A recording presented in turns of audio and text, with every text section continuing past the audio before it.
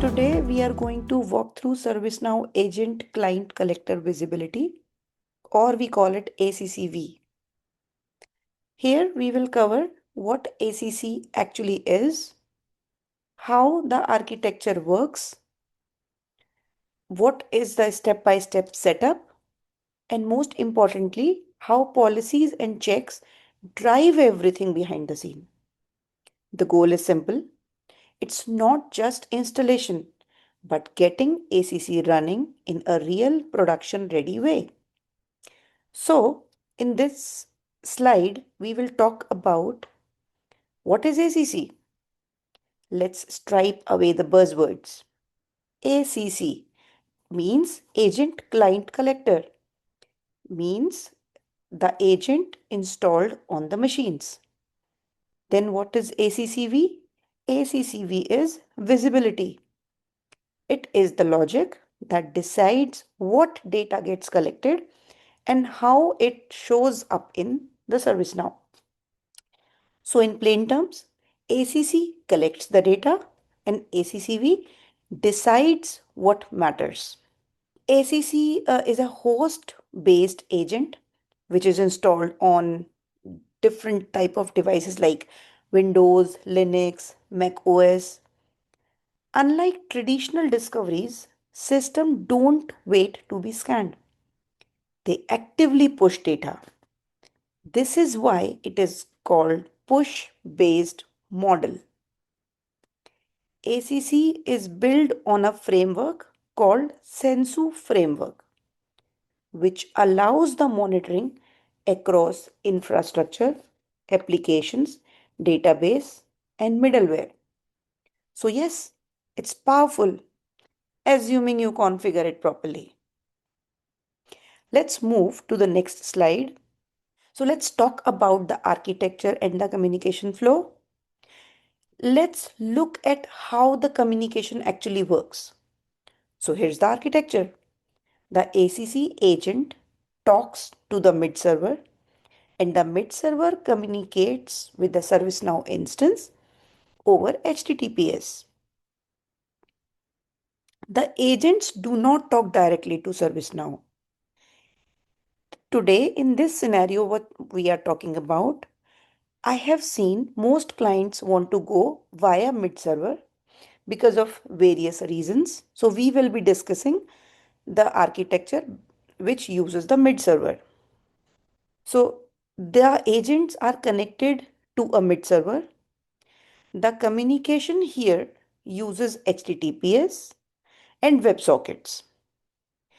If we talk about the authentication, it is done using an API key. So the flow is agents talk to mid server and mid server talk to the ServiceNow instance. This design particularly helps in improving the security. It's easier to scale and it keeps the network team happy. Let's move to the next slide, which is about setup, installation, and validation. So here the first step for ACC installation is the prerequisite. So before we start the installation, let's make sure that we have ITOM discovery plugin enabled. Mid server is configured, is up and running. The ACC framework and visibility plugins are installed. Here I am saying service mapping pattern, which basically means CMDB CI patterns because they help in creating sense of the data that we are going to discover. So the next step is, which is step 2, is to configure ACC listener on the mid server. What we need to do? We need to enable the listener.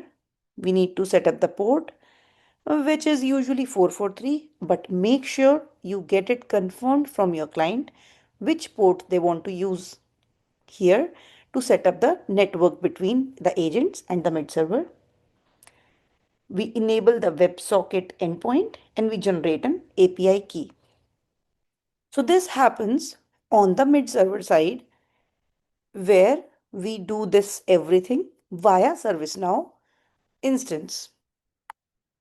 So once we are done with the mid-server listener configuration, we will get the takeaways, which are a mid-web server is enabled and is running. We get the WebSocket endpoint and we get the API key, which we will be using in the next step, which is installing the ACC agent on the client machines. So the agent installation. On the target machine, we have to download the agent from ServiceNow. We install the specific files that we need to install the agent. In case of Windows, it is an MSI. In case of Linux, it's a package. When we are installing the agent, we provide information like mid server URL and IP address. We give the port information and we give the API key. So whatever information we give here will be stored in the acc.yml file. This file controls the connectivity, the behavior, and the identity. So any changes we are going to make to this particular configuration, whatever we talked about, will be in acc.yml and we will change it here if needed.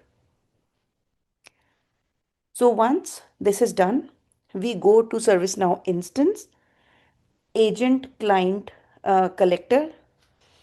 Under agents, we will find the agents which now should be now showing up.